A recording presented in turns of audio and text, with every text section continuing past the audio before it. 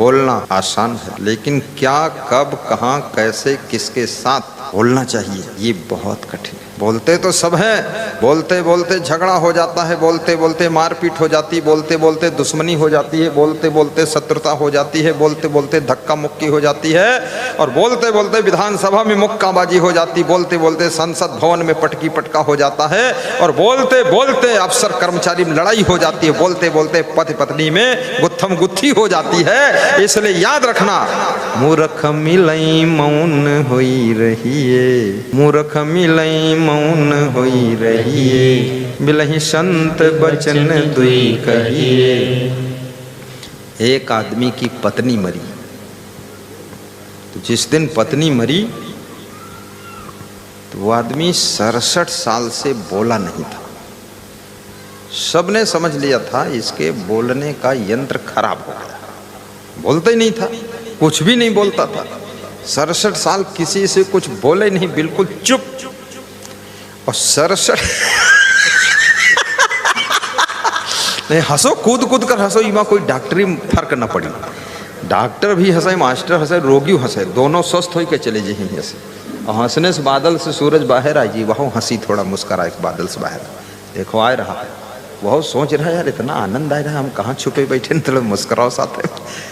तो 67 साल के बाद जब पत्नी मरी, शादी के 67 साल बाद, तो उस दिन बोला उसने, क्या बोला कि मेरी पत्नी को सम्मान के साथ और शीघ्रता के साथ और फटाफट दफन करने में हे ग्रामवासियों मदद कीजिए, हे कुटुंबियों मदद कीजिए। तो गांव वालों ने कहा अरे तू तो गूंगा था, बोलता नहीं था, बौरा था, आज तो ऐसा लेक्चर दे रहा है कि मदद कीजिए, ग्रामवासियों से निवेदन, ऐसा क्यों बोल रहा है? उसने कहा ऐसा इसलिए बोल रहा हूँ, मेरे को बोलना नहीं आता था, बोला ही नहीं 67 साल तक। हम लोग समझे बोलने का यंत्र खराब हो गया, गला खराब हो गया, बोली निकलती नहीं, लेकिन बोला कैसे?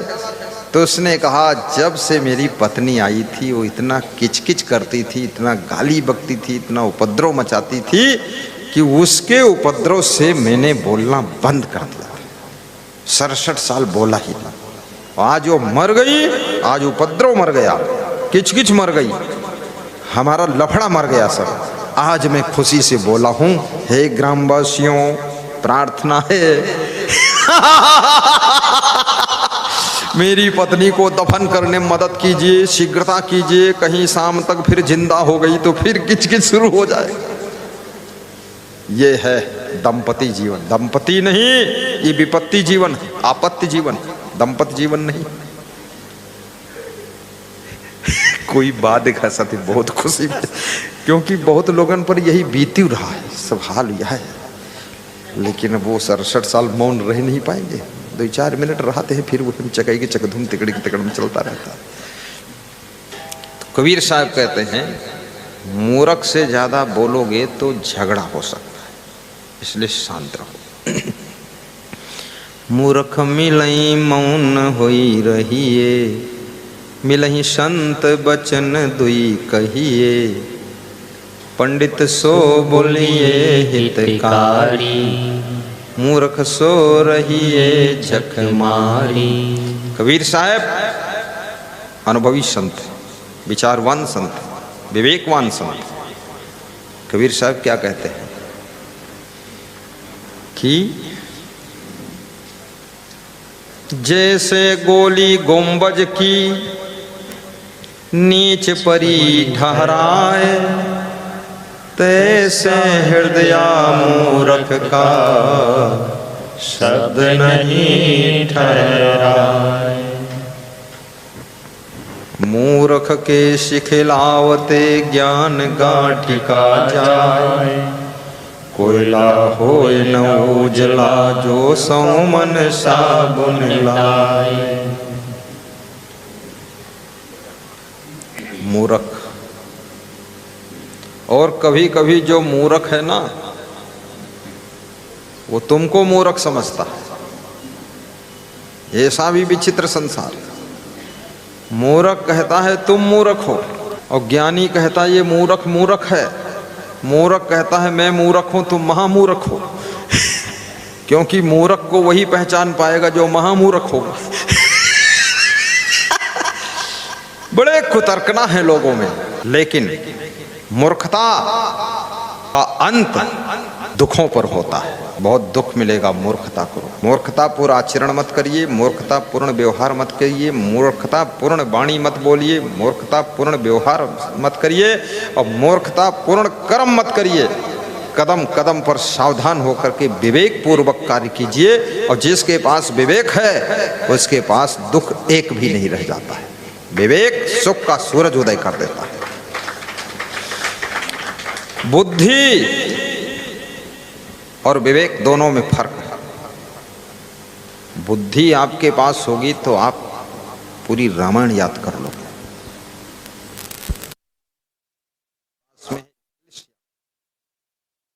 लेकिन अगर नहीं है तो करने के बाद इंग्लिश। और बुद्धि आपके पास है तो मकान बना लोगे, डबल बेड खरीद लोगे, फ्रिज खरीद लोगे, टीवी खरीद लोगे, बीबी ले आओगे, सब हो जाएगा, पत्नी हो जाओगे, बच्चे हो जाएंगे। लेकिन यदि विवेक नहीं है तो डबल बेड में डबल दुख पाओगे और गृहस्थी नरक हो जाएगी। इसलिए बुद्धिमानों को भी सोचना चाहिए।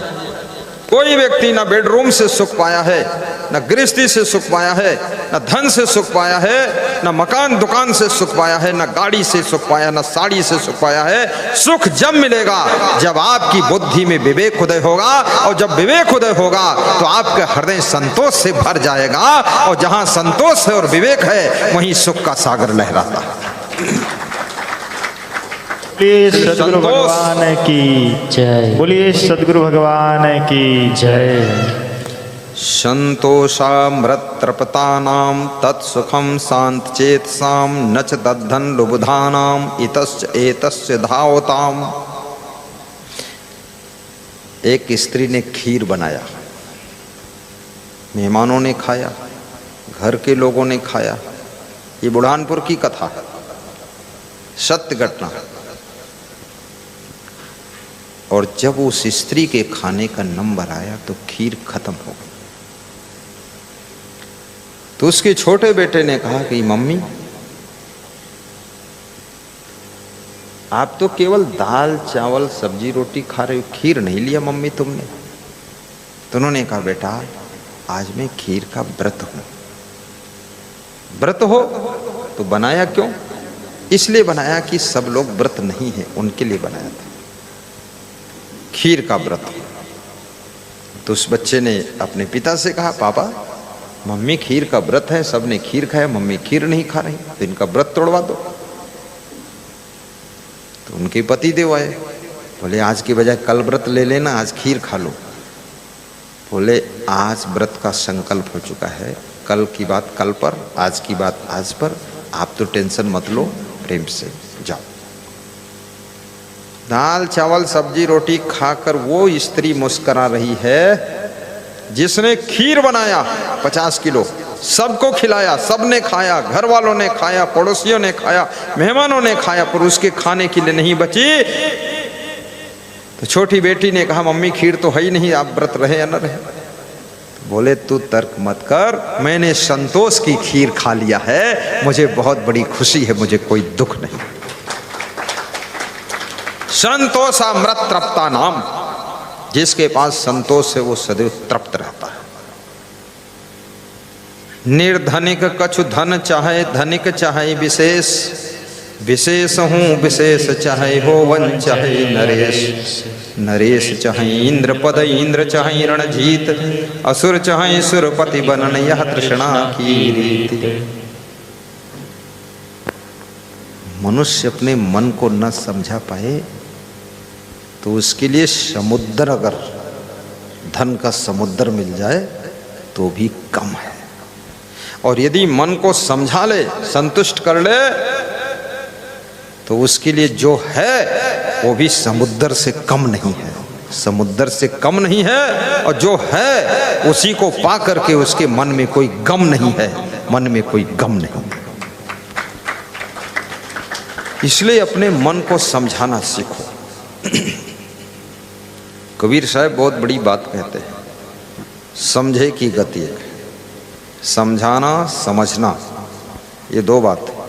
दूसरों को बहुत लोग समझाते हैं, खुद समझते नहीं।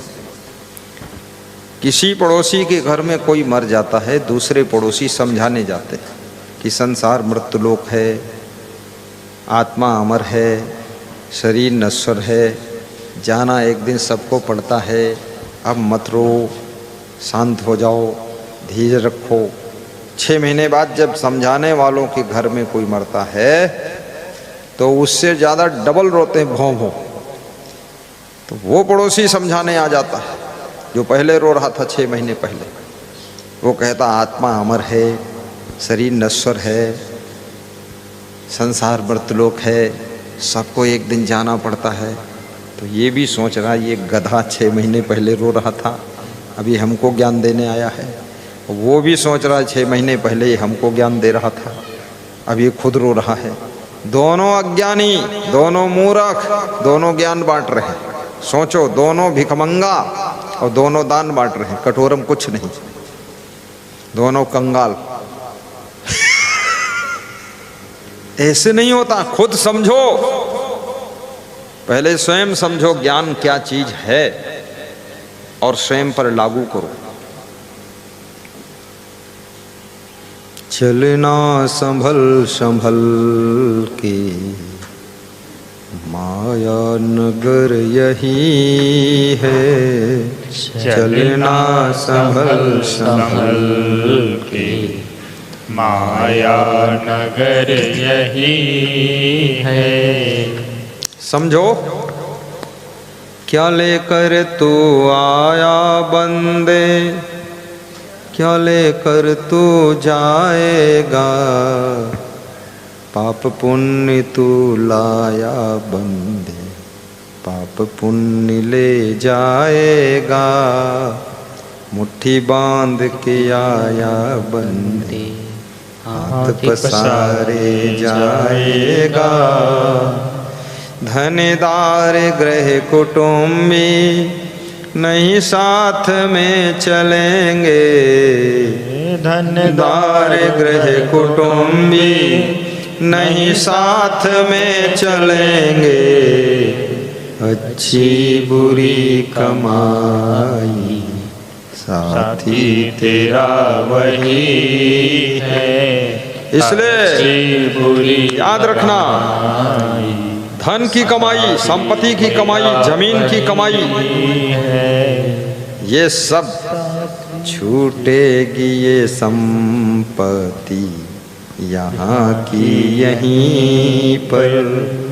तेरे कमर में ना धेला रहेगा, अरे मन 2 दिन का मेला रहेगा। कौन चिंता कर रहा तुम्हारी परवाह, जगत का झमेला। तुम जितना सोच रहे हो कि मैं ही ये दुनिया चला रहा हूँ, ये दुनिया सोच रही है तुम कोई काम के नहीं। मुझे यारों ने नहला के कफना दिया, 2 घड़ी भी न बीती कि दफना दिया। टूट जाते ही दम कौन करता है गम, कर चले हम सलाम आखिरी आखिरी। वक्त है आखिरी, सांस है आखिरी, जिंदगी का पयाम आखिरी आखिरी। वक्त है आखिरी, सांस है आखिरी। कौन करता है गम टूट जाते ही दम, कर चले हम सलाम आखिरी आखिरी। सहारा इंडिया के मालिक सुब्रत राय की मृत्यु हुई, दफन में पत्नी भी नहीं आई, जिसके लिए छल कपट बेईमानी पाप करके धन कमाया, जिसके कारण वो जेल में सड़ते रहे, वो भी दफन करने नहीं आए। जिन बेटों के लिए धन कमाया, धन लेकर विदेश चले गए, वो भी दफन करने नहीं आए, बोले आने में असमर्थ हूं। और जिस अमिताभ बच्चन के दिवालिया होने के लिए उन्होंने बहुत धन दिया था उसको बचाया, वो अमिताभ बच्चन भी उनको मिलने नहीं गया। ये स्वार्थी संसार में चक्कर में पड़ करके भक्ति मत छोड़िए। याद रखना आपकी असली कमाई तो वही है, भक्ति भजन सत्संग सुमिरन, इसको कर लीजिए। बाकी तो आपके जीते जी सब छोड़कर किनारे हो जाएंगे और कोई सहारा बचने वाला नहीं है। इस सुब्रत राय की दशा देख लीजिए। ज्यादा होशियार मत बनिए, खबरदार। कुछ लोग सोचते हैं अरे सुब्रत राय हम तो व्रत राय हैं। अरे तुम्हारा तो बहुत हाल खराब होने वाला। टूट जाते ही दम कौन करता है गम, कर चले हम सलाम आखिरी आखिरी। सासू मर गई, पायल पांव से निकाली जा रही, बहुएं निकाल रही, कंगन निकाले जा रहे सोने के, गले का हार निकाल लिया बहुओं ने, नथुनी निकाल लिया, कान के कुंडल निकाल लिया, नाक का फूल निकाल लिया और सब बंटवारा हो रहा। कौन कितना पाएगा, तीनों बहुएं बांट रही। सासू की लाश पड़ी है। तो छोटी बहू कहती है अंगूठी पहरे रहे हुआ कहाँ है, अंगूठी ढूंढो। अंगूठी ढूंढी, अंगूठी नहीं मिली, कहीं कौन अंगूठी छिपाई से लड़ाई शुरू हो गया। सासू मरी पड़ी, अंगूठी की लड़ाई शुरू। अंगूठी की लड़ाई में है, अंगूठा ही तोड़ दी आपस में। और हुआ क्या, जब सासू जिंदा थी ये तीनों बहुएं ने ये बंटवारा नहीं किया कि इसको चाय कौन पिलाएगा, सासू कपड़ा कौन धोएगा। बंटवारा करो ना। सासू को बिस्तर कौन लगाएगा, सासू को मच्छरदानी कौन लगाई, इनकी कटोरी कौन मांजी, सासू की चप्पल ढूंढी कौन लाई। कोई बंटवारा नहीं कर रहा है, लेकिन सासू के अंगों पर जो जेवर था वो निकाल कर बंटवारा हो रहा है। ये बेईमानों के चक्कर में मत फंसो, भक्ति करो, धर्म करो और अपनी जिंदगी को धन्य करो। बोलिए सदगुरु भगवान की जय। होश में आ जाइए, बेहोशी छोड़िए। मध्य प्रदेश गाडरवाड़ा के एक द्विवेदी जी मिले मुझको, बोले सारा नगर बेहोश है। ये तो हमने कहा अभी तक होश ही नहीं आया, यहाँ तो रजनीश पैदा हुए थे। बोले ऐसे इस रजनीशों को बेहोश कर दे ये नगर में ऐसे। बोले उनका तो ऐसी की तैसी कर दी लोग, एक आदमी नहीं समझे इस बात। मुझे यारों ने नहेला के कफना दिया। दोस्त यार मित्र घर परिवार ने जिन्होंने जिंदगी में स्नान नहीं कराया, वह लोग मरी हुई लाश को स्नान कराते हैं और कहते हैं अब आखिरी मौका है, सब लोग स्नान करा लो। एक गिलास पानी नहाने के लिए नहीं दिया था। बूढ़ा बाप हैंडपंप में ऐसे चलाता था, हैंडपंप की वो कील बोल्ट निकल गया तो वह गिर पड़ा, चोट खाएगा। एक बाल्टी भर के नहीं दिया बेईमानों ने। अब उस मुर्दे लाश को नहलाने आए और 2 घड़ी भी ना बीती, कफन लपेट दिया, दफन कर दिया फटाफट। राम राम सत्य है, जिंदगी भर झूठ बोलते रहे, अब राम राम सत्य बताते। मुझे यारों ने नहला के कफना दिया, 2 घड़ी भी न बीती कि दफना दिया। टूट जाते ही दम कौन करता है गम, कर चले हम सलाम आखिरी आखिरी, कर चले हम सलाम आखिरी आखिरी। वक्त है आखिरी, श्वास है आखिरी, जिंदगी का पयाम आखिरी आखिरी, जिंदगी का पयाम आखिरी आखिरी, जिंदगी का पयाम आखिरी आखिरी आखिरी आखिरी। एक शराबी, उससे एक संत ने कहा शराब छोड़ दी, तो उसने कहा शराब छोड़ दूंगा, लेकिन छोड़ने से पहले एक जाम शराब और पिला, एक जाम पिला दीजिए फिर छोड़ देता हूं। तो संत ने कहा ऐसे ऐसे लाखों जाम पी चुके हो, छोड़ना मतलब छोड़ना, फिर जाम पीकर तब छोड़ना, इसके पहले भी तो जाम पी चुके हो, अनेक जाम पीकर भी नहीं छोड़ा, अब एक जाम पीकर छोड़ोगे तुम। शराबी क्या कहता, मैं जिस दिन शराब छोड़ दूंगा उस दिन से जीऊंगा नहीं, अगर पीऊंगा नहीं तो जीऊंगा। संत कहता है जब जियोगे नहीं तो पियोगे क्या, तो छोड़ने का मतलब क्या नहीं। जियो भी और ना पियो, पियो नहीं लेकिन जियो सही, तब छोड़ना हुआ। शरीर छोड़ना नहीं है, शरीर छोड़ना आसान है, मर जाना आसान है, परिवार छोड़ना आसान है, गांव छोड़कर भाग जाना आसान है, धन छोड़ना आसान है, लेकिन याद रखना जन्म जन्म की गंदी आदतों को, बुराइयों को, चरित्रहीनता को छोड़ना बहुत कठिन काम है। जो इसको छोड़ देता है उसी को त्यागी कहा जाता है।